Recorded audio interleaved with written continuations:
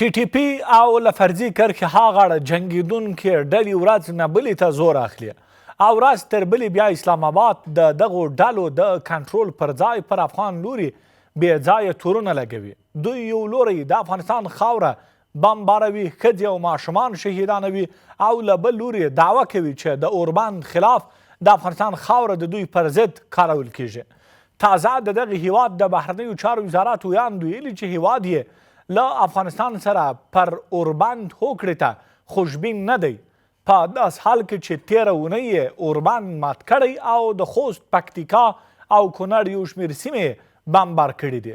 سره له دې چې په نږدې راتلونکي کې د ترکیې یو پلاوی اسلام آباد ته ور روان دی، خو پاکستاني چارواکي بیا هم د تفاهم پر ځای د تقابل پر سرحد ولاړ دي. افغان لوري بیا تل د سولې له لارې د ستونزو پر حل ټینګار کړی دی. اساسي پوښتنه دا ده چې پاکستان په نهایت کې له افغانستان سره سوله غواړي که جګړه؟ د کابل نننی انتخاب د اسلام آباد پر وړاندې څه دی؟ د سیمې د هیوادونو هڅې که پایله ونه لري، وضعیت به کوم لور ته ولاړ شي؟ درنو لیدونکو سلامونه، ستړي مه شئ، تاسو تودې خبرې ګورئ. زه فرید الله محمدي یم. د همدې موضوع د څېړلو لپاره د باز درانه ګډونوال مو دي د سیاسي چارو کارپو سید ذکر الله هاشمي صاحب، همداشان د سیاسي چارو کارپو دکتور عنایت الحق عادل صاحب او همداشان د سیاسي چارو شنونکی سمیع الله احمدزی صاحب. ستړي مه شئ، ښه راغلاست. هاشمي صاحب، د کابل او اسلام آباد ستونزه د حل او که د ژورېدو پر لور باندې روانه ده؟ الحمدلله وحده والصلاة والسلام علی من لا نبی بعده اما بعد. محمدي صاحب تاسو ته، عادل صاحب ته، ګران ورور احمدزی صاحب ته خپل سلامونه، تاسو لیدونکو ته خپل سلامونه وړاندې کوم. وعلیکم السلام. دا باید په دوه دریو بخشو باندې تقسیم کړو. صحیح. اول که د افغانستان لوري ته وګورو، افغانستان خو تل کوشش کوي سوله غواړي او غواړي په منطقه کې بیرته جنګ پیدا نه سي او خپل اسلامي اخلاقیات په خپل سیاست کې جای په جای کړی او له زغم څخه له حوصلې څخه په دې خاطر باندې هغه اخلي کار اخلي چې جنګ دې چا په ګټه کې نه ده. په دې کې شک نشته. اوس موږ که چیز دلته وایو چې نه داسې به وکړو واسې به وسي، خو جنګ په خپله که اګر چې پایلې دې هر چا په تمام سیم بیا پکې تاواني ده. صحیح. په دې خاطر باندې چې جنګ داسې پایلې نه لري چې هغه د نیک شی وي. نو افغانستان موږ چې د مسؤلینو ته ګورو، چې د ویانیو ته ګورو، د دې خبرو ته ګورو او د دې هڅو ته ګورو، دوی کوشش کوي چې دا موضوع په صلح امیز باندې حل سي او پاکستان خپل هغه احترام متقابل ښه اړیکې له افغانستان سره ولري. او رالو دې کې چې دوی اوس د پاکستان له اړخه کوي وګوري، دا ما ډېر مخکې ویلي دي چې پاکستان د خپل اختیار نه ده، هغه اختیار نه لري. زه حتی په دې ډارېږم چې امریکا خپل د 0 یا 0 ساعت هم دوی ته برابر کړی نه وي تر دې اندازې پورې. په دې خاطر باندې خپل اختیار نه لري. که نه ګوره، زه سوال کوم د پاکستان په ستراتیژیک پوهانو، د حکومت په خلکو، په وزیر خارجه یې، په دفاع یې، په ټولو باندې زه یو سوال کوم.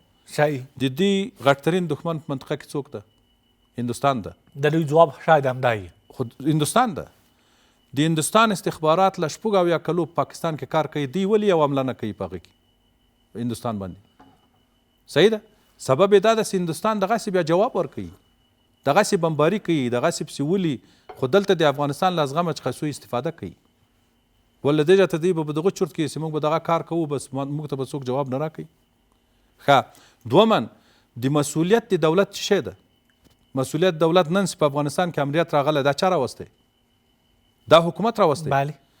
هیڅ کله په چا باندې اعتراض نه کوي چې وروره دا له پولې راغی که له پولې ولاړ، مګر هغه یو څه ووایي، خو خپل دفاع کوي.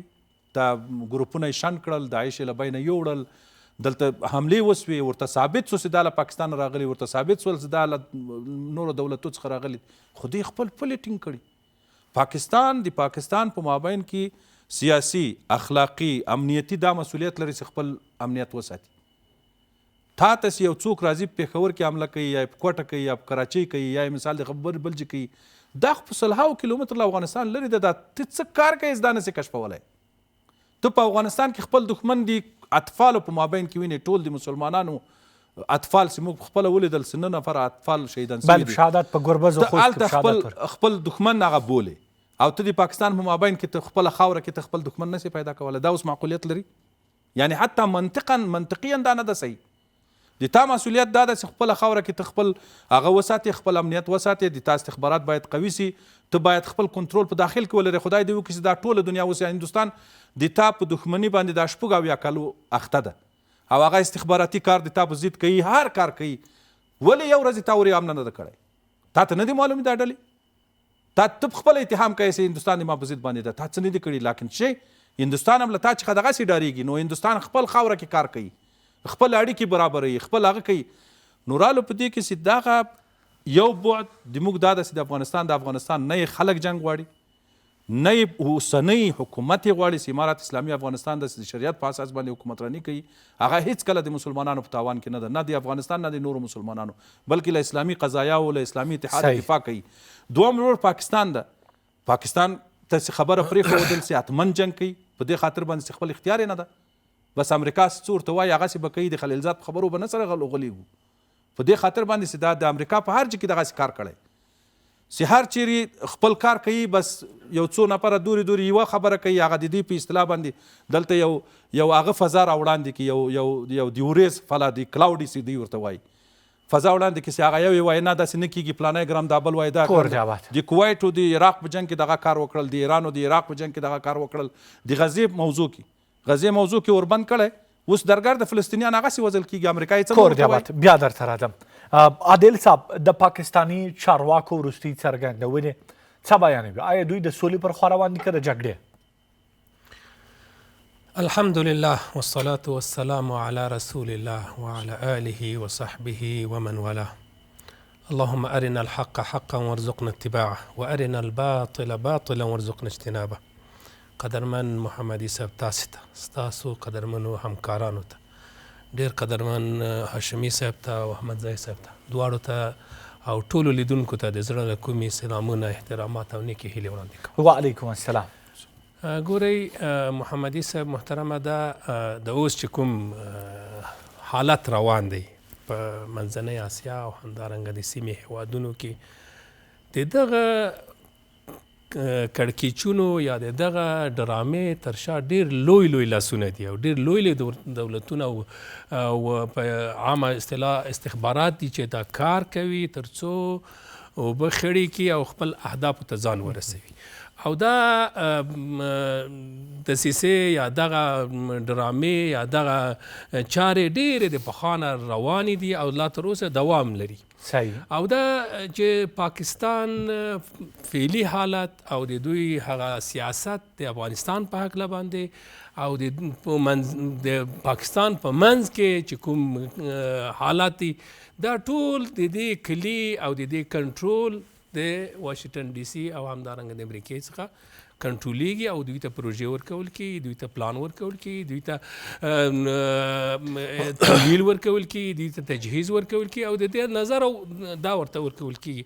دوی که چېرته جګړه کوي هم د هغوی په اشاره ده، که صلح کوي هم د دوی په اشاره ده، که خبرې کوي هم د دوی په اشاره ده. دوی هیڅ کله اختیار نه لري. که اختیار درلود دی، د دوی موقف او د دوی کړنې، د دوی عمل او قول به دواړو سره موافقت درلودی، بلکې د دوی هغه کومه کړۍ یا کوم خلک چې هغه پروژه یې اخیستې ده او تمویل یې ترلاسه کړی دی او د دغه یعنې دغه پلان ورته ورکړل شوی دی، هغوی همدغه پلان تطبیقوي. اما په ټوله کې د دوی سره دا واک او اختیار نشته او دا واک او اختیار کله چې دوی ترلاسه کړل، بیا بالکل دی کولی شي چې خبرې هم واوري، د ملت خبرې هم. بلکې پاکستان کې حالت ډېر ترینګړی دی، تر پخوا یعنې د پاکستان په دغه اویا کلن تاریخ کې دغه یو تاریخ ترین او بدترین حالت دی چې اوس د پاکستان ملت او وګړي او خلک ټول څکي او د دې سره لاس او ګریوان دي. صحیح. د پاکستان وروستنۍ اختلافات د مقاماتو خبرې هم یو رقم نه دي. دا اختلاف د نظر څه بیانوي؟ په ټوله کې لکه څنګه چې مخکې هم ما وویل چې کوم پلان چې دوی ته ورکړل شوی دی او د کلونو را په دې خوا چې کوم تمویل تجهیز د دوی د فوج کیږي او دوی ته پلان او برنامه ورکول کیږي دوی په هماغه سره روان دي. که د یوه ورځ د هغه د بودیجې څخه یا د هغوی د تمویل څخه یا د هغوی د برنامې څخه سرغړونه وکړي نو د دوی د هر څه بین تلي.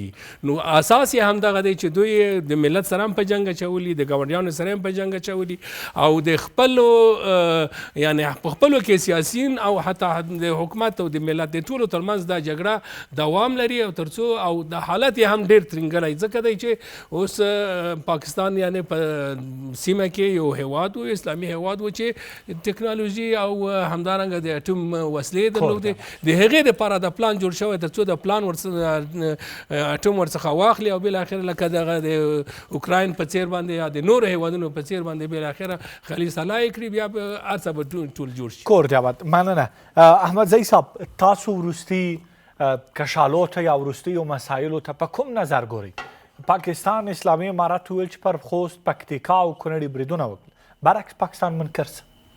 بسم الله الرحمن الرحیم. تاسو ته قدرمنو میلمنو ته او ټولو لیدونکو ته السلام علیکم.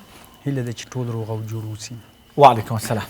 ګورئ واقعا چې کله دا ځل پاکستان په اسلامي په افغانستان باندې برید وکړ، ماشومان یې وژل، دغه برید پړه دوی پر غاړه باندې وانخیسته. یعنی دا ځل پاکستاني لوري کوشش وکړ چې د خړ زون له پالیسي نه استفاده وکړي. دا معنی چې دوی دغه برید وکړ، پړه یې پر غاړه باندې وانخیسته ځکه چې د افغانستان په خاوره باندې هوایي برید کیږي، سیستم په اتومات ډول پاکستان ته ګوته نیسي چې پاکستان دا کړنه ترسره کړې ده. نو دا ځل چې پاکستان کوشش وکړ چې سیمې ته او نړۍ ته داسې یو تصویر ورکړي چې بغیر له مونږ نور خلک هم دلته بریدونه کوي، یعنی تنها مونږ نه یو چې دلته بریدونه کوو. نو دغه پړه دوی پر غاړه وانخیسته ځکه چې په راتلونکو کې دوی بل برید پلان کړی و چې په تاجکستان کې په چینیانو باندې وکړ. ځکه دوی ویلې که دا برید مونږ په پړه پر غاړه باندې اخلو نو سیستم همیشه مونږ ملامتوي. نو له مخکې نه باید مونږ دې ته بستر وغوړوو چې غیر له مونږ نه هم دلته ډلې شته چې بریدونه کوي، غیر له مونږ نه هم دلته نور مسایل شته چې هغه بریدونه کیږي. نو کله چې دا برید دوی پر غاړه باندې وانخیسته، دا برید د دې لپاره بستر و چې سیمه په دې تیر باسي چې راتلونکی برید مونږ نه ده کړی چې په تاجکستان کې په چینایانو باندې وسول. نو په هغه ساحه کې پاکستاني لوري کوشش وکړ چې چینایانو ته دا تصویر ورکړي چې تاسې لا تر اوسه امنیتي خلا کې موجود یي، نه صحیح کوئ چې پروژې پر مخ بوځئ. تاجکستان ته ویلې چې د افغانستان خاوره اوس هم د تاسو په وړاندې باندې خطر ده. اسلامي امارت ته ویلې چې تاسې نه صحیح کولی چې هغه ګواښ منع کوي چې سیمې ته همسایګانو ته متوجه ده. او امریکا ته د دې پیغام ورکړ چې هغه لوبه چې تاسې غواړئ مونږ یې اوس هم په منطقه کې کولی سو. نو دغه مسله وه چې دوی د دې برید پړه پر غاړه باندې وانخیسته. دوهم بحث دا ده چې دغه برید چې کله دوی وکړه، دوی په داسې حال کې وکړ چې مخکې دوی ویلي چې اسلامي امارت سره په ترکیه کې اوربند رامنځته سوی. دوی دا اوربند داسې مشروطاوه چې د افغانستان له خاورې به په موږ باندې برید نه کیږي. یعنی اوربند داسې رامنځته سوی که چیرې د افغانستان له خاورې په موږ باندې برید وسو، اوربند مات ده. اوس چې کله په داخل د پاکستان کې چاودنه کیږي، هغه دوی داسې تعریفوي چې دا د افغانستان له خاورې نه راځي، نو اوربند افغانستان مات کړی ده. یعنی د دوی استخباراتي چینلونه کله د ترکیې له مذاکراتو نه وروسته چې وګوري، دوی پر دې باور وو چې موږ په دې مذاکراتو کې دا ګټه وکړه چې د افغانستان له خاورې به نور په موږ باندې برید نه کیږي. نو هغه برید چې هلته ټي ټي پي کوي دا په موږ باندې دوی تاوانوي. نو له هغې نه راوروسته هلته څو بریدونه وسول چې دا بریدونه مختلف وو چې یو برخه د دوی پوج یو کړۍ ترسره کوي. نو دوی داسې تصویر خوراوه چې نه دغه برید چې مونږ یې کوو په راتلونکي مذاکراتو کې دا مونږ نه ده چې مونږ کړی اوربند اسلامي امارت مات کړی، وروسته مونږ دا کړی. او دریم بحث دا ده چې کله په پاکستان کې برید کېږي، اسلامي امارت یې پړه په غاړه باندې نه اخلي. نو دا ځل چې دوی برید کوي، دوی چې مونږ هم په پړه په غاړه باندې نه اخلو. هغه برید چې په پاکستان کې کېږي، اسلامي امارت یې پړه په غاړه باندې نه اخلي او موږ مطمئن یو چې دا د افغانستان له خاورې نه راځي. نو هغه برید چې موږ د پاکستان نه کوو دغسې به کېږي، موږ به یې پړه په غاړه نه اخلو. نو دا حالت به داسې شکل ته بوځي که تاسې یې پړه په غاړه باندې نه اخلئ، نو موږ هم پړه په غاړه باندې نه اخلو د دریمانو په مخ کې. بل بحث دا د محمدي صاحب ګوري چې د پاکستان په پوج کې درې مهمې کړۍ دي. صحیح. لومړی کړۍ چې د سختدریزه کړۍ ده چې دا د امریکا په کنټرول کې ده، د امریکا او د بریټانیا د هغو د منافعو په اساس باندې ځي. دوی پر دې باور باندې دي چې اسلامي امارت ټي ټي پي نه مهاروي او مذاکرات خبرې کول وخت ضایع کول دي. که موږ دوی سره مذاکرات کوو وخت ضایع کیږي. نو اساسي مسله دا ده چې موږ باید برید وکړو او اسلامي امارت ته د زور ژبه وښیو چې د زور په واسطه باندې اسلامي امارت باید ټي ټي پي مهار کړي، یا مشران کړۍ له افغانستان وباسي، هغه چې اسلامي امارت وایي دلته نسته او سیمه هم دا منلې چې دلته ټي ټي پي موجوده نسته. دا هغه کړۍ ده چې دوی په 2010 او 2015 کې د آی اس آی چارواکو له دوی سره په ټي ټي پي ځپلو کې برخه اخیستې وله، یعنې دوی په وړاندې عملیات کوي. او هغه کسان دي چې په فرضي کرښې سره نږدې خیبر پښتونخوا بلوچستان دي کې د عملیاتو پړه په غاړه باندې لري. نو دا هغه کړۍ ده چې سخت دریزه کړۍ ده او په داسې دوکتورین باندې حرکت کوي چې غواړي چې د اسلامي امارت سره جګړې ته لاړ شي او د امریکا پالیسي مخکې کور جواد 2 حلقې بیا راته ووایه. کور جواد هاشمي صاحب، پاکستان وایي چې د افغانستان خاوره د دوی پر ضد باندې کارول کیږي. د دغو څرګندون له رد ورهاخوا پاکستان ته یو ستراتیژیک ځواب باید څه وي چې ورکړل شي؟ جواب ته خو به مخکې راسو، دا د برید په باره کې به ووایو او د دې ادعا په باره کې به وغږیږو. برید دایما داسې دا د دولتونه تاسو تجربه کوي چې کله په بل دولت باندې برید کوي که چیرې هدف ته رسېدلی و نو خو بیا په خپله دا ادعا کوي، ولې هلته ادعا ثابتېږي. فلانی کس مې ویست، هغه مې په کابل کې وویست مثال، یا فلانی کس مې ویست مثال په جرمني کې مې وویست، ما کار وکړو. کله چې هدف غلط وخیزي لکه دلته چې ماشومان او ښځې او سیاسري شهیدان سي نو هلته څه کوي؟ بیا منکرېږي. دا په ټوله دنیا کې دا یو رواج سوی ده، د سیاست نظامي سیاست میدان کې دا یو رواج سوی ده. لہذا د انکار خبره دا ده. دومن خبره دا ده چې اوس پړه منلو نه منل دا ځان ته حساب ده. ګوره هم د ډرون حملې په تاجکستان کې اوسو دا چین هم ثابته کړه چې دا له پاکستان پرواز کړی 10 کیلومتر د افغانستان په خاوره کې تیر شوی، هلته حمله کړې بیرته راغلی. دا پاکستانیانو ته معلوم ده، دا پاکستانیانو ته چین بم ورته ویلی زوم روس ورته ثابتولی شي په افغانستان باندې چې حمله کړې صحیح د افغانستان بلته سیستم د رادار دا شیان نه لري، لکن نور دولتونه خو معلومولی شي. دا موږ تاسې یو عادي اپلیکیشن اوس راواخله د رادار 24 ورته وایي ته اپلیکیشن که د دنیا تیاري چیرې په دنیا کې حرکت کوي ټول راباسي، حتی استخباراتي تیارې دغه هغه هم درښیي دا کوم فلاګ ته کوم ځای کې کته سو کوم ځای کې ته ولاړ. په دې باندې به پاکستانیان ځان نه خطا کوي او نه خطا کیږي. او د افغانستان موقف په دې کې ښه قوي ده، هم د تاجکستان په موضوع کې قوي ده، هم د افغانستان په دې ملامتي کې هغه ده واضح ده او څوک یې نسي هغه کولی. یعنې هېڅکله افغانستان نسي پرې باندې متهمولی او موږ ولیدل هېڅ هم نه ده کړی. اوس رالو که دی چې که تاجکستان یوه خبره کوي هغه خو وایي چې دا د افغانستان نه راواوښت، هغه ته څه معلوم ده چې له کوم ځای پرواز کړی. هغه به یا له روسیې څخه دا مشوره اخلي، له چین چې به اخلي، هغه به ورته وایي چې دا له فلاني ځای د پاکستان راواوښت دلته راغی حمله یې وکړه. دا خبره دا یوه د پړې خبره. رالو په دې کې چې اوس دوی دا کار چې کوي چې کله وایي چې تاسې د موږ په ضد باندې استعمالیږي. ګوره ما درته وویل چې دا دولتونه نه دي په دنیا کې. روسیه خاوره د امریکا په ضد استعمالیږي، د امریکا خاوره د ټول دنیا په ضد استعمالیږي، د هندوستان خاوره د پاکستان په ضد استعمالیږي. یعنی دا ټول دنیا یو په بل کې استخباراتي جنګونه لري، خو څه وخت بل دولت په بل باندې حمله کوي. په هغو وخت کې کوي چې کله په دې باندې احساس وکړي چې د اسلحې له طریقه، د ټکنالوژي له طریقه، د فوج له طریقه زه پې باندې پیاوړی یم. امریکا ولې پارچه حمله کوي؟ څونه ادعات امریکا کړی په عراق یې وکړو چې دلته اوس اعلان کوي چې دا دروغ و، هلته هېڅ اسلحه د ستارې جمعي نه وو، کشتارې جمعي نه وو. په غزه باندې چې حمله وکړه دا ټول راواخله یو هم نه ده ثابت سوی چې دغه هدف دپاره سوی و او دا هدف ولې ترلاسه کړ. نو لهذا اوس رالو په دې کې چې دوی دا خبره کوي، رالو جواب به څه شي چې هغه جواب ووایم. په لاندو کې ما درته وویل چې پاکستان سره له امریکا سره له د غرب له سیستمه سره ټول په دې لټه کې ده چې افغانستان او پاکستان په یو اوږد مهاله جګړه کې وساتي. دغسې دا اوس روانه ده.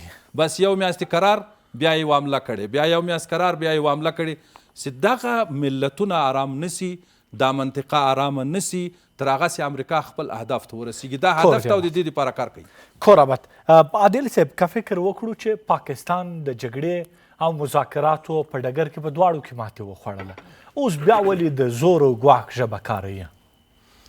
ګورئ محمدي صاحب، په اوس چې لکه څنګه چې په نړۍ کې دا یو رواج ګرځېدلی دی، همدارنګه د پاکستان سره دغه دوی ته لکه مخکې هم چې ما درته اشاره وکوله چې دوی ته دا پلان ورکړل شوی دی، دوی سره د دې واک نشته دی چې دوی د یا صلح وکوي یا د نرمې دا پلان هم د هغې د خوا نه ورکول کېږي چې تاسې د زور خبره وکاروئ، تاسې د جګړې خبره یعنې دوی یو لاؤډ سپیکر دي، صرف د یو لاؤډ سپیکر یو کرایي په اصطلاح جنګیالي دي، لکه څنګه چې د چوک څخه یا د چاونۍ څخه څوک هغه کارګران په کرایه او په اجره باندې وړي، په هغې باندې چې هر څوک هغه بادار یا هغه کارپرما څه کوي هماغه ورته چې کسې کې نان مې ته فرمان مې ته، هر څوک چې ورته وسلې ورکوي، څوک ورته پروژې ورکوي، څوک ورته پلانونه ورکوي، هماغه ورته امرونه هم کوي. نو دغسې نه ده چې دوی په دې هکله باندې لکه اوس تاسو ولیده چې یو څوک دغه عمران خان په جیل کې برنده شو او هلته یعنی ویې ګټله، خو دا چې د امریکې نه و خوښ، د روسیې سره تتلی و، د هغې بالاخره هغه هر څومره کامیاب هم شي هغه بس اوس به بندي او بالاخره اوازې د دې په هکله باندې. په هر حال زه یعنی په دې هکله باندې دغه پلانونه یا دغه جګړې یا دغه دسیسې یا دغه نارامي چې په اسیا په زړه یا همدارنګه سیمه ییزو هېوادونه دلته په دې کې جریان لري، د دې ټولو هغه په اصطلاح برنامې او پلانونه دا تیار هلته ورته جوړي. لکه اوس د څو ورځې په د فیسبوک او په د مجازي نړۍ کې د امریکا کې د افغان وګړي کیسه کار ته پورته کېږي چې په داسې صورت کې هغه چا چې په ټرمپ باندې برید وکړ هغه ورکه ده، هغه هېڅ پاتې ده، او دا د دې دپاره چې هغه امیګریشن یا د کوم مهاجرینو موضوع وځنډوله او بالاخره دا هغه څوک چې د دوی سره کارمند و، د دوی استحکار کولو، د دوی سره روزل شوی و، اوس به هم هغه د هغې به یو چېرته به بل ته د هغې نه بل لوړ یعنې امتیازات ورته ورکړي او هلته به اوسېږي، او دا یو پلان شوی کارونه دي تر څو څنګه وړاندې کړي چې دوی دغسې یعنې د دې تر شا نورې پالمې لکه د سپتمبر 11 موضوع چې هغه هېڅ پرې تړاو نه د 20 کاله نه وروسته 25 کاله وروسته ثابت شو چې هېڅ خبره هم نه وه. بالاخره همدغه دغه پالمې او دغه دسیسې او دغه ډرامې د دې تر شا د همدغه کړیو لاس دی، دا تر هغې پورې چې څو لکه د بګرام مسله یې یاده کړه او دلته چې کوم دوی غواړي چې فشار راوړي په افغانستان باندې یا د افغانستان په خلکو باندې، دا پلمې او دا چارې به دوام مومي تر څو په ډېره واضحه طریقه سره د نړۍ سره او په ځانګړي ډول د همسایګانو سره چلند وشي. کور دی آباد. مننه احمدزی صاحب، 2 حلقې پاتې وې. دوهمه حلقه ګوره هلته هغې ته عملګرا حلقه وایي. هغوی پر دې باور دي چې له افغانستان سره جګړه ځان وژنه ده، ځکه دوی داسې فکر کوي چې د پاکستان اقتصاد اوس په هغه کچه کې نه ده چې موږ جګړه وکړو. که چیرې نامني رامنځته کیږي، چین سرمایه ګزاري نه کوي، سعودي خپله سرمایه بیرته باسي او په کور دننه IMF پر موږ باندې فشارونه زیاتوي، نو دوی پر دې باور باندې دي چې د قطر او د ترکیې په منځګړیتوب باندې مذاکرات نتیجه ورکړي او هغه فارمر ته لاړ شي لکه مخکې چې پرې غږېدلي وو چې د افریقا فارمر نه. درېمه حلقه یې چې ده هغه په زړې تګلارې یا زوړ دوکتورین باندې عمل کوي. هغوی د 1990 فکر په خپل سر کې لري. هغوی پر دې باور دي چې اسلامي امارت باید نه دومره قوي سي چې موږ ته سرخوږی جوړ کړي او نه دومره کمزوری سي چې د هند غېږې ته وغورځېږي. نو هغوی وایي چې موږ داسې یو منځنۍ پالیسي باید له اسلامي امارت سره عیاره کړو له افغانستان سره چې نه داسې یو حالت ته لاړ سي چې د موږ دښمن خواته ودرېږي او نه داسې یو حالت ته دومره قوي سي چې بیا موږ ونه توانېږو چې کنټرول یې کړو یا موږ ونه توانېږو چې داسې بریدونه یا پردۍ پروژې چې عملي کوو هغه عملي کړو.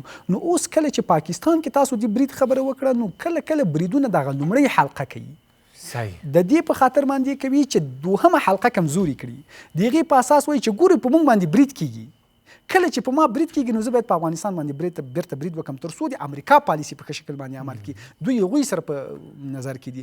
نو اوس دغه وروستي بریدونه که چیرې تاسې وګورئ چې هلته TTP بلوچان بریدونه کوي، یو د دوی دغه کړۍ کوي. د دې په خاطر یې کوي چې د عملګرا ډلې مشروعیت کمزوری کړي او هغوی ته داسې وښیي چې دغه کومه پالیسي چې تاسو ده دا کار ورکوونکې نه ده. اساسي لاره دغه لاره ده چې موږ باید د زور له ژبې نه استفاده وکړو چې دغه جګړه ده. دوهم بحث دا ده چې دغه درېمه حلقه چې غواړي چې اسلامي امارت نه کمزوری سي نه قوي سي دا په داسې یو حالت کې قرار لري چې دوی پالیسي نوره ټیټه غورځېدلې نسي کوی چې په دې باندې راجګ سي. اوس ټکر د دې دواړو ترمنځ باندې ده که دومه حلقه قوي کېږي مذاکرات نتیجه ورکوي که لومړۍ حلقه قوي کېږي مونږ جګړې ته ځو نو اوس داسې ښکاري چې لومړۍ حلقه قوي کېږي او دوی مونږ سره جګړې ته ځي تر څو مونږ او امریکا مواجه کړي مونږ امریکا سره مواجه کړي امریکا سره مځکه مواجه کړي لکه مخکې چې مواجه کړي او امریکا یو څه وغواړي مونږ په مقابل کې ودرېږو او دوی هڅه وکړي چې په دغه تقابل کې خپلې منافع تامین کړي. یعنی د دوی جګړه د خپلو دغه درې حلقو ترمنځ ده د دغه درو حلقو ترمنځ ټکر ده خو لومړۍ حلقه قوي ده ځکه امریکایان او بریتانویان د هغوی سپورټ کوي او دغه لومړۍ حلقه د هغو په شکل پالیسي باندې حرکت کوي. دغه حلقه ممکن پاکستان ته ضد هم سوق کړي ځکه چې دغه حرکت چې اوس رامنځته کړی د نړیوالې هیوادونو د امریکا او د بریتانیا او د روسیې او د چین په اساس باندې هغوی کوشش کوي چې پاکستان د تجزیې خواته سوق کړي ځکه امریکا نسي کوی چې په دې شکل نور مخکې لاړ شي. دغه حلقه چې نامني تلمنه وي هم یې مونږ سره په ټکر کې واچي هم یې په هند سره په ټکر کې واچوي نو امریکا په دوه ځایونو کې تقسیموي چې نه بیا هند سره د مقابلې وړتیا ولري نه له موږ سره ولري لکه څرنګه چې د بنګلادیش په جدایي کې لرله ځکه چې امریکایي لوری کوشش کوي چې پنجاب تنها کړي او د خپلو استخباراتي موخو لپاره وکاروي. راتلونکې غونډه چې د چین د ولسمشر او د امریکا د ولسمشر ترمنځ به کېږي یوه مسله به د پاکستان د ویش مسله وي چې پاکستان په خپل منځ کې څنګه تقسیم کړي او د روسیې او د پوتین په لیدنه کې پاکستان د روسیې او د پوتین ترمنځ تقسیم شوی ده د اوکراین پر سر باندې. کور دې آباد. درنو لیدونکو اوس هم لنډه دمه لرو.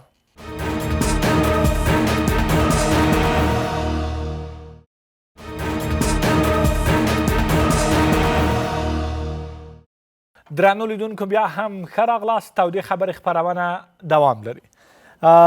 هاشمي صاحب د کابل نوی یو واضح تعریف باید له اسلام آباد څخه څه وي؟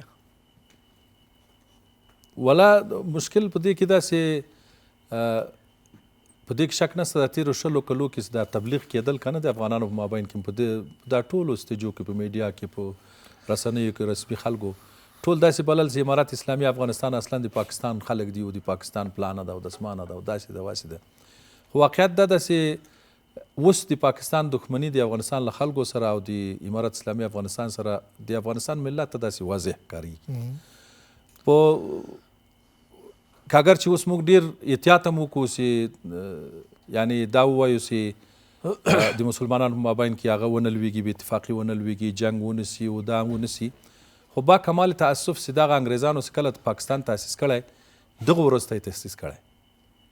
یعنی موږ هر څونه کوشش وکړو چې اسلام آباد خپل دوست کو د موږ نه دوستیږي با کمال تاسف دا په دا اوسنۍ وضعیت کې چې د پاکستان څېړو دا په دې خاطر نه کېږي چې په دې 80 کلو کې یا 50 کلو کې امریکا هغه داسې ورلډ کپ پې باندې لګولې چې خپل اختیار په داخل کې هم لري. یعنی دا نه چې د موږ په حق کې لري او د بل چا په حق کې نه لري نه حتی په هغې کې هم نه لري په داخل د پاکستان کې هم نه لري. لهذا اوس موږ که هر څونه ووایو چې پاکستان او اسلام آباد د موږ دوست ده د موږ ګاونډی ده اسلامي ملک ده موږ ورسره روابط اجتماعي لرو موږ ژبني لرو خو هغه دا شی نه درکوي. هغه سیاست کې چې چا ولکه لګولې د دې اردو ده د دې مثال استخبارات دي د دې هغه خلک چې دي هغه نه په اسلامي اخلاقیاتو بند ده نه په ګاونډیتوب بند ده نه د اسلام په غم کې ده نه د پاکستانیانو په غم کې ده نه د افغانانو په غم کې ده هغه ځان ته یوه پروژه لري د هغه پروژې دپاره کار کوي که په دې کې پاکستان له بین نظیم په غم یې نه ده نو بیا زموږ تعریف باید ترې څه وي؟ بس دښمن ده با کمال هغه څه چې د پاکستان دفاع وزیر وایي ګوره اوس موږ خو یې نه کوو خو دوی هم دې شي ته مجبوره کوي اوس زه مثال درته وایم موږ ورسره دوست یو صحیح ده موږ یې دوست یو موږ دوستي لاس ور وړاندې کوو یعنی د افغانستان خلک د افغانستان حکومت د افغانستان سیاسیون مسؤلین ګوره دغه میانځګړي دولتونه چې رامنځته کوي ترکیه یا قطر ته وایي یا سعودي ته وایي یا وایي چې موږ د تاسو سره مذاکرات کینو دا معنی دا ده چې زه د دوستي لاس درته وړاندې کوم زه درته وایم چې هغه شیان چې په تا کې دي د تا مسؤلیت دا د ما په باندې ما اچوه ته خپل د خپل کور داخل خپل غم حل که زه به هغه شی چې په ما باندې هغه به زه حل کم. اوس زه لنډ مثال درته وایم د پاکستان له خاورې ډرون راپورت سي یا امریکایي یا د پاکستان راسي په افغانستان بمباري وکړي او دی وایي دغه اختیار نه لرم مثال درته وایم په دا تورې خبرې څه دي خو دا خو ډېره اسانه خبره ده خو په ګډه به پوله څارو ته دا د امریکا اډه بنده که دا مه پرېږده چې په افغانستان باندې هغه وایه د ما له وسه نه ده نو چې تا له وسه نه ده چې زه له تا سره ټوله دوستي لاس در کوم، اسلام درته شفع کوم، قرآن درته شفع کوم، خپل علما دي، خپل خلک دي، د جنگ په تاوانو دي پوه کوم. اوس ګوره دا ترکیه او قطر هیڅ اختیار نه لري، زور نه لري، دوی به څه کوي؟ ته وایي پاکستان ته څه وایي؟ پاکستان ته وایي چې یو دنیا درته متوجه د امریکا دي تقسیموي، بل جنگ در باندې کوي، جنگ د تا دپاره ګټه نه کوي، جنگ مه کوئ، جوړې کوي، خو دونه خبره ورته کوي، نور خو څه نشي کولی. دا اوس مثال امریکا ترکیه په غزه کې څه کولی شي؟ دا اوس درګر د اسرائیل او زامنین هم قطر ده، ترکیه د مصر ده، څه کولی شي؟ دا اوس هر ورځ اسرائیل په غزه کې د خلکو کورونه نړوي، 100 نفره فلسطینیان شهیدان کوي، بمباري وي کوي، هېڅوک هم څه نه ورته وایي. لهذا هغه به هم داسې ورته وایي په مزي مذاکره سي، استخبارات وال ورته راځي، استخبارات وال ورته وایي چې ګوره دا خطرات دي پاکستان ته. د سیاست په میدان کې وزیر خارجه ورته وایي، د قوه په باره کې وزیر دفاع ورته وایي چې دا جنگ په دې نه ده چې ته اسلحه لرې، جنگ په قوي اقتصاد کېږي، جنگ په یو هدف کېږي، بیا د مسلمانانو په مابین کې جنگ نشته. خو سره د دې ټولو هغه ګوره په سټیج کې دی افغانستان دښمن بولي، په خبرو کې افغانستان دښمن بولي، په عملی توګه دښمن بولي، د افغانستان په خاوره باندې حمله کوي، اطفال ښځې شهیدانوي، وایي موږ خپل دښمن هلته وویستل او حق لرو چې دښمن وویلو. نو بیا ته څه تعریف کوې جنې؟ خو تعریف یې دغه ده چې دښمني کوې. نو مننه عادل صاحب، له پاکستان سره مذاکراتو ته که کښېنو بیا به هم خبران د تفکر دا دی چې دا به بې پایلې پای ته رسېږي، نو بیا به راځي زموږ خاوره به بمباروي. آخر څه دپاره دا کېناستل؟ ګورې محمدي صاحب، دا خو ثابته شوه چې دغه ناستې او همدارنګه که په ډېره لوړه سطحه هم وي، تر څو چې اخلاص نه وي، تر څو چې اعتماد نه وي، او تر څو چې په واقعي توګه باندې واقعي کوم د هیواد یعنې د پاکستان هغه واقعي واکمنان نه وي، یعنې دا کوم چې په کرایي توګه سره د موقت په توګه باندې واک ته رسېدلي دي، دوی سره د دې واک نشته. او په ټوله کې قدرمن محمدي صاحب موږ تاسې ګورو چې ملتونه خارېږي، ملتونه دربدر کېږي، ملتونه توانونه ګوري، ملتونه د دربدریو سره مخ دي. په دغه وختونو کې که ته وګورې څومره توانونه راغلي دي، افغانانو ته څومره پېښ شوي دي، مهاجرینو ته څومره دي، او په خپله د پاکستان خلکو ته هلته هم زموږ هغه وګړي دي، خلک دي، او د دوی لپاره دا مهمه نه ده چې که دا هر څوک مني، خو د دوی چې خپلو اهدافو ته ورسېږي. نو په ټوله کې که هر څومره دغه جلسې وسي او که مذاکرې وشي او که کلک هوډ هم ونه لري یا اعتماد ونه وي، نو دا جلسې په درد نه خوري. تر دې پورې چې اطمینان موجود شي، تضمین باید موجود وي، او اخلاص او صداقت موجود وي، او په واقعي توګه باندې. او دا یوه واضحه ده که چېرته په همدغه حالات سره دوی اصرار وکوي، نو دې سره یې ورکه ده، دې سره تجزیه ده، دې سره د خپل ملتونه په مقابل کې راپاڅېدلي دي، نور به هم راپاڅېږي، نور به هم د دوی سره هغه کوم امکانات چې وو یا کوم فرصتونه چې وو هغه ورځ تر بلې له لاسه وځي. او په دغه سره هغه کومه 10 کلنه یا دغې نه اضافه چې کومه څومره د افغان مهاجرینو سره کړي وو، څومره چې د ملت ورسره هغه کرکې ورځ تر بلې نورې هم اضافه کېږي. او کوم عکس العمل چې د مهاجرینو په وړاندې کوي، د عامو خلکو په وړاندې کوي، د مریضانو په وړاندې کوي، او همدارنګه د په نړۍ کې دا اوس دوی په دې باندې پوه شوي دي چې نه به په عالمي سطحه باندې هم خپل اعتماد د لاسه ورکړی، او د خپل وګړو خلکو په منځ کې هم ډېر زیات یعنې منفور دي، او همدارنګه راتلونکي دا د دوی ورکه ده. خو واقعي هغه دا ده که چېرته وغواړي چې د افغانستان سره په دې من حیث یو مسلمان ملک، من حیث یو مسلمان ګاونډی دې سره ښه روابط ولري، نو دا به د دوی په ګټه هم وي، د ټولو مسلمانانو په ګټه وي. دا چې اوس 2 ملکونه مسلمانان هغه هم په جنګ باندې، نو دا تاوان ده.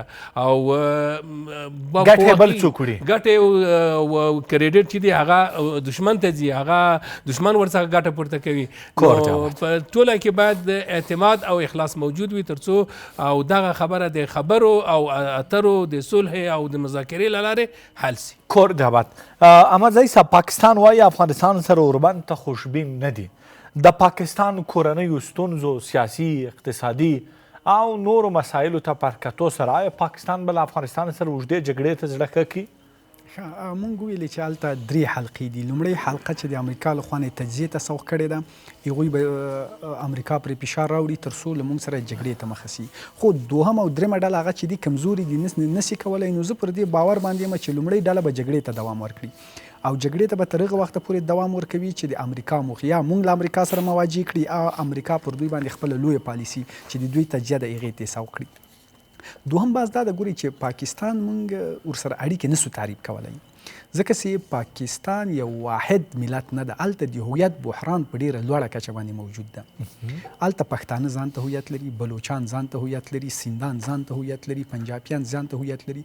هلته د هویت بحران دومره ژوره ده چې پاکستان له ایجاده تجزیې ته جوړ ده، ځکه چې په دغه رقم د هویت بحران نسي کوی چې هغه اوږدمهالی ثبات رامنځته کړي یا د یوه چتر لاندې راټول سي. نو اوس که مونږ وایو چې مونږ دوستان پښتانه چې دي مونږ خپل خلک دي، مونږ دوستان دي، بلوچان دي مونږ ورونه دي، سیندیانو سره مونږ هېڅ مشکل نه لرو، حتی د دوی ملکي اداره سره مونږ ورسره ستونزه نه لرو. یو څو دانې چې د پوج په کنټرول کې دي هغه خو حساب نه دي ځکه ډېر یو محدود کسان دي. نو هغه حلقې سره د مونږ ستونزه ده د دښمن په شکل باندې ورته ګورو چې هغه له اساسي دښمن نه تعریف کېږي چې خپله امریکا ده، چې هغوی ورته وایي او د هغوی په واسطه باندې دا کړنه ترسره کوي چې هماغه کوچنۍ حلقه ده هغه ته مونږ دښمن ویلی سو چې هغې ته پروژه ورکول کېږي او دا کار کوي. نور له پاکستان سره مونږ نور مواردو سره ستونزه نه لرو، ستونزه له هغه سره ده، دښمن هغه ده او دا چې پاکستان پر دغه شکل باندې ده، دا واحد حکومت نشي رامنځته کولی، یعنی یو واحد ملت نشي جوړولی ځکه چې د هویت بحران په ډیره ژوره کچه باندې هلته موجود ده. دوهم باز دا د ګوره چې په سیمه کې د افغانستان په وړاندې به د ټول د تاریخ کې 2 قوي استخباراتي لوبې کېږي. یوه استخباراتي لوبه دا ده چې هر څوک تاریخ کې تاسې وګورئ په افغانستان حاکم سي مخالف د پاکستان ډلې، تاسې وګورئ هر څوک چې دلته حاکم سي استخبارات داسې تصویر خپروي، څوک چې مخالف سو وایي دا د پاکستان ډله ده. دا تاریخ کې داسې شی سوی ده چې اسلامي امارت دلته حاکم نه وای دا د پاکستان ډله ده. اوس چې اسلامي امارت حاکم سوی که مخالف راځي وای دا پاکستان ډله ده. نجیب سره چې کوم خلک جګېده مجاهدین وای دا پاکستان خلک دي، چې هغه راسي بیا بل ډله چې پیدا شي وای دا پاکستان خلک دي. نو استخبارات کوشش کوي چې دلته افغانان په خپلو منځو کې ښه سره وجنګوي، یعنی ښې سره کش کاږي، یو په بل باندې ښه بې اعتماده کړي. هر څوک چې حاکمیت پیدا کړي بل د پنجاب طرف سي، ځکه چې حاکم پر دې فکر باندې سي چې ته خو د پنجاب کس یې، تا څنګه ومنمه، هغه پر دې فکر باندې چې زه خو تا سره جوړ نه راځم. نو دلته دا قوي استخباراتي لوبه کوي. دوهم باز دا ده چې که تاسې وګورئ په دې ټول د تاریخ کې وایي چې افغانستان یا افغانانو جګړه ګټلې په ټول د تاریخ کې، خو سیاست یې بایللی. دا ګوره بله استخباراتي لوبه ده، ځکه همیشه چې مونږ جګړه ګټلې یعنې دا معنا چې مونږ جګړې ته نه یو تسلیم سوي، خو کله چې څوک وتلی د همغه د جګړې اهداف په سیاست کې غواړي په مونږ باندې تحمیل کړي چې مونږ نه یو تم سوي. نو دا معنا ګوري امریکا مونږ سره جګړه وکړه، اوس چې امریکا وتلې ده له افغانستان، امریکا اوس هم غواړي چې په افغانستان کې د جګړې له لارې چې کوم څه تعقیبول د فشار له لارې تعقیب کړي، هغه څه به د فشار له لاسه راوړي. نن چې پاکستان پر مونږ باندې فشار واردوي، ګوره د جګړې نه وروسته هم امریکا غوښتل چې د باګرام اډه ترلاسه کړي، د جګړې وروسته هم غواړي. اوس که مونږ په سیاست کې دې ته تسلیمیږو ولې په جګړه کې تسلیم نه سو؟ نو د مونږ د نه تسلیمېدو له وجه استخباراتي لوبه کوي چې تاسې په سیاست کې ناکام یې. اصلا مونږ په سیاست کې ناکام نه یو، د جګړې سیس چې لاسته رانه وړو په سیاست کې هم لاسته نشي راوړی. نو ځکه مونږ له لویو قدرتونو یا دغه سیمې سره یو اوږدمهالي جګړه یا تشنج ته ځو چې دغه مسله نسو حل کولی. نو مونږ باید دغو مسایلو ته ډېر متوجه اوسو. یوه بله مهمه مسله محمدي صاحب ګورئ، کله چې پاکستان دلته د داعش پروژه په مخ باندې وړله، په دې داعش باندې دوی کوشش کول چې زموږ شیعه هیوادوال ټارګېټ کړي. د دې په خاطر باندې دا ټارګېټول چې هغوی د حکومت پر ضد باندې راوپاروي، یعنې هغو ته داسې تصویر ورکړي چې دا حکومت له یوې ډلې نه جوړ ده، دا د تاسې حقوق نشي پر ځای باندې کولی، تاسې دوی پر ضد باندې راوپارېږئ. اوس که چیرې تاسې وګورئ کله چې هغه پروژه ناکامه سو، دوی چې برید کوي عام خلک وزني، ماشومان وزني، یعنی دا اول ځل نه ده چې دوی ماشومان وزلي، ګوره مخکې هم وزلي، مخکې هم برید وکړه پکتیا کې دوکانداران ووژل. هغو ته څه وایي؟ هغو تاسې وګورئ د تاسو حاکمان د تاسو غچ نشي اخیستی، څوک چې هلته حاکم دی هغه تا په کیسه کې نه ده، ته وژل کېږې تا پوښتنه نه کوي. یعنې د هغوی کوشش دا ده چې ماشومان ووزني، هغه غواړي چې عام خلک ووزني تر څو خلکو ته داسې تصویر ورکړي چې حاکمیت د تاسو فکر کې نه ده، حاکمیت په دې کچه کې نه ده چې تا پوښتنه وکړي. نو ته باید څه وکړې؟ د حاکمیت په وړاندې باندې ودرېږې چې دا ستراتیژي د داعش په واسطه باندې مخکې وړله، اوس یې خپله پوځ هم دغه پالیسي د موږ په وړاندې باندې مخکې وړي. تاسې که په تیمنیو کې برید وګورئ چې دوی کړی ده، هلته د موږ شیعه هېوادوالو باندې برید کړی ده. دغه برید هم پر هغوی باندې سوی ده، د هغوی په کور باندې لګېدلی. زه یې پېژنم هم چې د هغې یو ماشوم هم پکې زخمي سوی ده. نو دغه پالیسي د پاکستان استخباراتي پالیسي ده چې موږ باید دې ته متوجه واوسېږو. یعنې هغوی چې د موږ ماشومان وزني کور ده. خلک د موږ په ضد راپاري. مننه. هاشمي صاحب، نږدې راتلونکي کې د ترکیې یو پلاوی ځي پاکستان ته، فکر کوئ چې مسله به ورسره حل شي او جمع بندي هم؟ د ما په اند باندې چې ما مخکې دا خبره هغه کړه شرح کړه چې ترکیه او قطر چې هلته ځي خپل د اسلامي احساساتو په اساس باندې چې دوی غواړي کوشش کوي چې د اسلامي امت کوم مشکلات چې نور دولتونه نه ورته دانګي او دوی کوشش وکړي چې دا مشکلات حل کړي. نو دوی خپل زیار باسي، یعنی زیار باسي خپل اطرافو ته. مثال د خبرې افغانستان خو هر مذاکرې ته آماده ده، په هر توافق باندې چې متقابل احترام وي او متقابل احترام د دوه خاورې د دوه دولت په صفاتي په تقارب باندې ورته ویلي دي چې موږ هر شي ته حاضر یو. خو بالمقابل پاکستان هغه د موږ وینو چې د سیاست په میدان کې دغسې لوبه کوي چې دا موضوع تنش ته وړي او زیات جنګ ته وړي. د نظامي په میدان کې هم د استخباراتي په میدان کې هم دا ټول خپلې خبرې چې کوي ټول دغه ته وړي چې معنا زه جنګ کوم. نو اوس پاکستان هغه قطر او ترکیه چې ورته راځي، اوس فی الحال ترکیه راځي او غټ هیئت ده، وزیر دفاع ده، رئیس د استخبارات ده، وزیر خارجه ده. یعنی دا معنا دا ده چې له دریو ابعادو څخه پاکستان ته د دغه جنګ د توانو بیان کوي. هغه بل څه نه ورته وایي. هغه زه وایم دا به هم نه ورته وایي چې افغانستان په تا ملامت ته که نه ده ملامت. هغه دا خبره کوي چې که په هر رقم سره یي ته دغه منقات ته متوجه اوسه، د پاکستان تقسیم ته متوجه اوسه، ته د پاکستان تاوانو ته متوجه اوسه، ته دا ټول تاریخي ننګونې چې دلته موجود دي دا ټولو ته متوجه اوسه چې اصلا پلان افغانستان ته نه ده، اصلا پلان پاکستان ته ده. پاکستان باید په دې ځان باندې پوه کړي چې دا پلان چې د جنګ ده په دې منطقه کې کیږي دا د پاکستان د تجزیې دپاره ده، دا د پاکستان د تضعیف دپاره ده او کنټرول پر اتوم باندې ده. دا اسرائیل هم اعلان کوي هر وخت وایي، دا امریکا هم وایي. د دې هغه خلک چې استراتیژیک پوهان په کنفرانسو کې چې تاسې وګورئ، د دې لیکوالان چې وګورئ، ټول دغه هدف لري. پاکستان مهارول، پاکستان له بینه وړل، تقسیمول او هر شي ته آماده ده. ګوره په اقتصاد په شکل آماده ده چې تقسیم شي، په امنیتي نگاه باندې تقسیم ده، د هویت په اساس باندې چې هلته هېڅ چا تر اوسه اوس مثلا په دې شپږ اویا کولو کې دوی ونه کولی سوای چې دا مناطق قبایلي مناطق د ځان کړي یا بلوچان د ځان کړي یا داسې احساس ورکړي چې دا دولت د ټولو ده. وګوره په افغانستان کې دا وحدت وجود لري. سبب یې څه شی ده؟ سبب یې دا ده چې دا دولتونه چې کله خپل اختیار په افغانستان کې پیدا کړی، دا ټولو ته دا احساس ورکړی چې ته د افغانستان یې، که ته هزاره یې، که ته پښتون یې، که ته ازبک یې، یعنی هر دلیل هم در سره وایي. په دغه خاطر په افغانستان کې که د پام کړی د تجزیې ټول پلانونه شنډ سوي دي. اما پاکستان دا درس نه ده اخذ کړی له دې جهته چې پاکستان له اوله تر اخره په خپل اختیار کې نه و. که کوم کسب کې پیدا کېدل چې د پاکستان رښتینی غم کې و، تر دا نه یې وزن ایسته کوي ورکوي. په دې خاطر باندې چې دوی نه غواړي چې دا شی په پاکستان کې پیدا شي. لهذا ترکیه به ورته راځي، دا شیان به ورته وایي او ورته وایي چې به د پاکستان د داخل مشکلات تاسې حل کړي، په مذاکراتو یې حل کړي، په خبرو یې حل کړي. امارت اسلامي افغانستان چې در سره غږیږي په سم میز مذاکره ناست دي، تاسې په خپله د دې اختیار نه لرئ چې هغه وکوئ. نو دا خبرې به ترکیه ورته کوي. اوس راله سوال په دې کې ده چې آیا دا به ګټه وکوي که نه؟ والله اعلم. که په پاکستان کې داسې عقلا د پاکستان، استراتیژیک پوهان د پاکستان دې ته متوجه سي او په دې باندې پوه سي او په دې خپلو خلکو حاکمان سي او دا 100 نفره یا 20 نفره چې دي چې پاکستان یې غوګان نیولی ده او د امریکا په ډولې څرخوي، د هغه مخنیوی وکړي، بیا خو ګټه کوي. نو حل لاره بیا څه ده؟ او که ګټه کوي، ګټه یې دا ده چې دا جنګ به نه کېږي، د مذاکره په شکل باندې به کینی، دا سوله به راځي، د دوو ملتو په مابین کې به سوله وي، دلته به سوله ژوند دي. په هغه اساس باندې څنګه مذاکره کیږي، توافقات کیږي، په هغو توافقات به دواړه طرف عمل کوي او دلته به سوله راځي. افغانان پاکستان بیرته لکه ورونه غوندې خپل ژوند به کوي. او که چیرې داسې سي چې دا خبره ونه منل سي، پاکستان کې هغه حلقات چې د بیروني حلقاتو دپاره کار کوي، د ابرقدرتو دپاره کار کوي، هغه په د خپل عقلا باندې هغه سي غالبان سي، بیا به جنګ کوي. هغه وایي چې پاکستان دې مله بینه ولاړ سي، د ما یې څه، زه خپل $1 میلیارډ اخلم په امریکا او په نه پوهېږم جزیرې مزیرې پرې واخلم، خپل ژوند ورې وکوم، خدای دې وکړي پاکستان تباه او برباد سي. بیا که چیرې هغه دا خبره وانه اوري او دا کار ونه کوي، بیا به خدای نخواسته خبره جنګ ته ځي.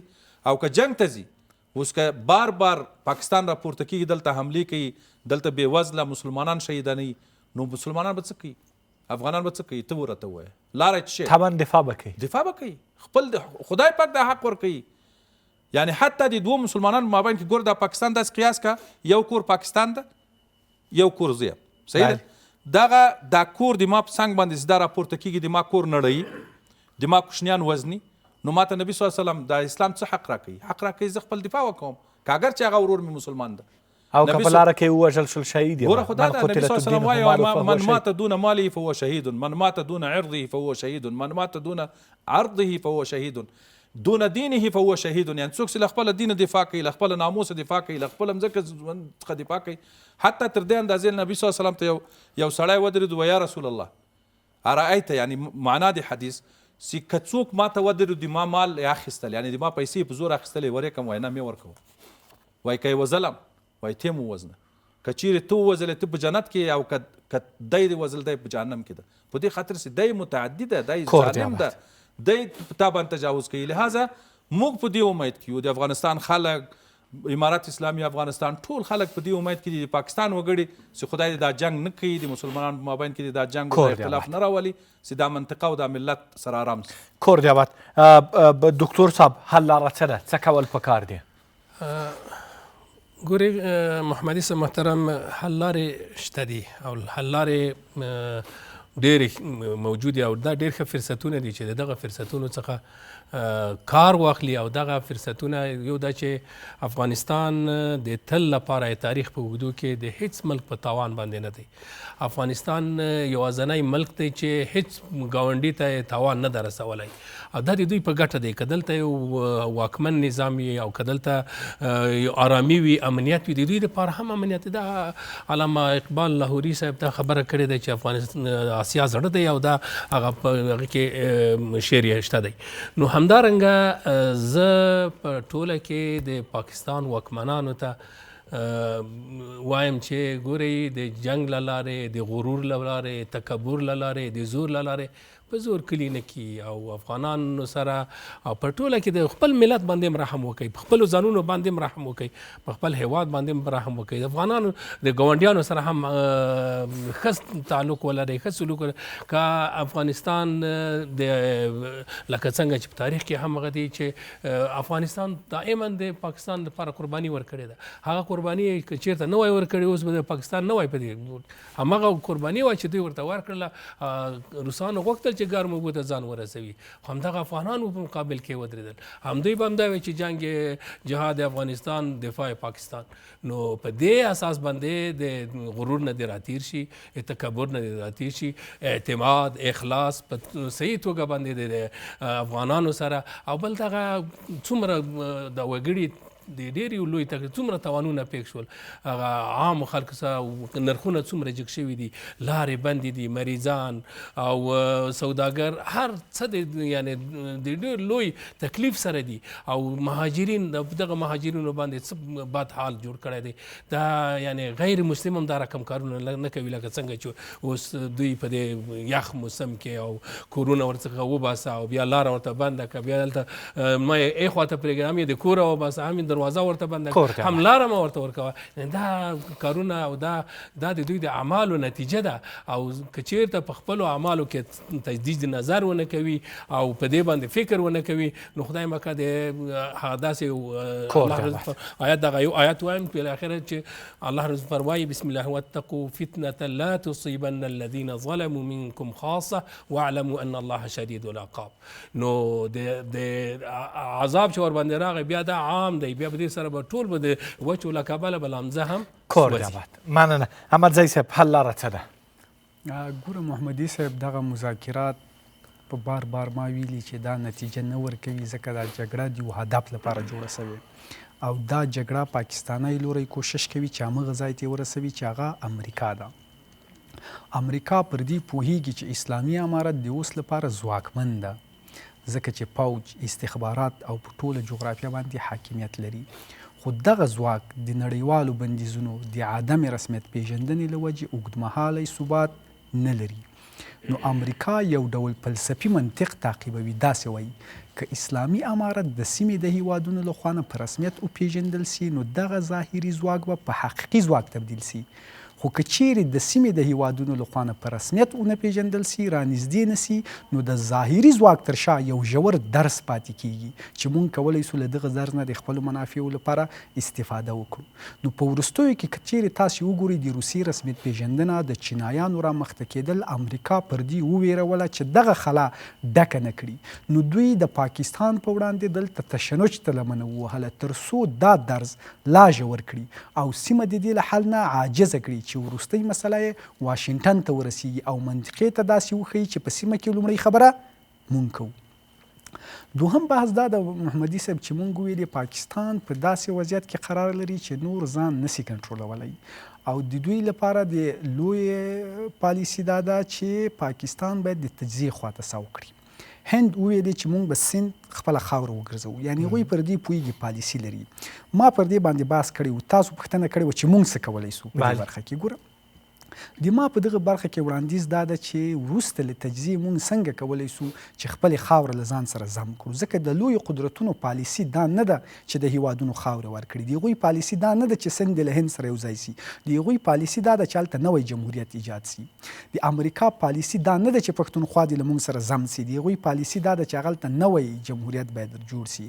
خو مونږ څنګه کولی سو چې وروسته له تجزیې خپله خاوره له ځان سره ضم کړو.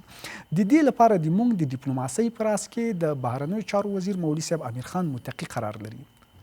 له ده نه مې غوښتنه دا ده چې دی دې د وروسته له تجزیې نه یوه مقاله ټولو وزارتونو مستقلو ریاستونو ډیپلوماتیکو ځایونو پوهنتونونو بهرمشتو افغانانو ته تر دې عنوان لاندې ولیږي چې څنګه کولی سو له تجزیې وروسته خپله خاوره له ځان سره ضم کړو. کله چې هغه نظرونه راټول سو په بهرنیو چارو وزارت کې 3 کمیټې سیاسي اقتصادي امنیتي دا وڅېړو او یو جامع تګلاره جوړه کړو. کور دی آباد. د بحث درنو ګډونوال له تاسو ټولو یوه نړۍ مننه. کور ما بعد چې زموږ بلنه مو ومنله. درنو لیدونکو له تاسو خپل ټولو همکارانو په مننې زموږ د نن شپې تودې خبرې په همدې ځای پای ته ورسېدې. تر بیا د خدای په امان.